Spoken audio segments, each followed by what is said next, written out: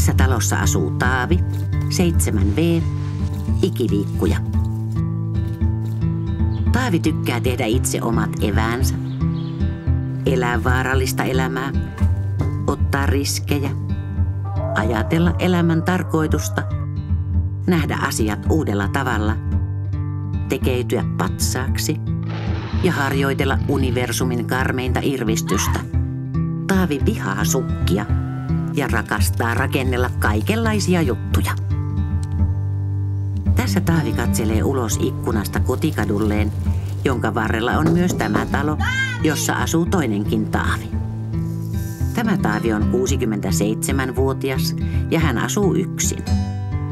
Taavi tykkää syödä omenan omenana, varmistaa onko ovi varmasti lukossa, ajatella elämän tarkoitusta ja kokeilla uusia juttuja.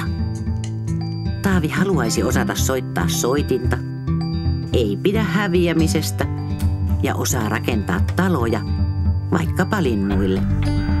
Taaveilla on muutakin yhteistä kuin sama kotikatu ja etunimi. He ovat molemmat paljon yksikseen. Tai siis olivat. Tässä kohtaa nimittäin tarinaan tulee mukaan Terho. Kerho, jossa Taavit tutustuivat. Taavin Terho-kerhoon patisti oma tytär ja Taavin kerhoon toi oma äiti. Terho-kerho on siitä kiva, että sinne on tervetullut, on sitten nuori tai vanha tai jotain siltä väliltä. Kerho ei maksa mitään ja siellä tehdään sellaista, mitä kaikki osaavat. Leikkiä. Voi touhuta kaksin tai porukalla. Aina riittää kavereita ja monenmoista puuhaa. Ja pakko ei ole tehdä mitään, jos ei tahdo. Taavit ovat oppineet toisiltaan kaikenlaista uutta ja vanhaa. Kerran Taavi oppi, miten tukkaa voi kammata omalla syljellä. Ja Taavi taas oppi kävelemään takaperin, silmät kiinni. Taavin mielestä Terho-kerhossa parasta on ollut se, että saa olla tarpeellinen ja opettaa kaikkea, mitä on elämän varrella itse oppinut.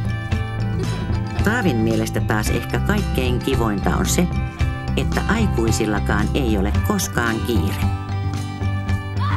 Jos sinä tunnet jonkun, joka voisi ilahtua uudesta ystävästä, ota hänet mukaan ja tule Terho-kerhoon.